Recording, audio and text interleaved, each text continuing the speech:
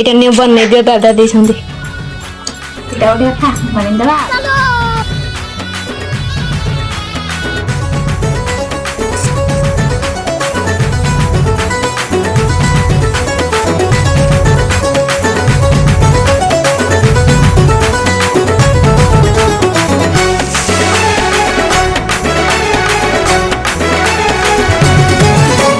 धन सोना गिलु पुचुरुसी जाना धन सा हांडी परिया मुह फुलाना।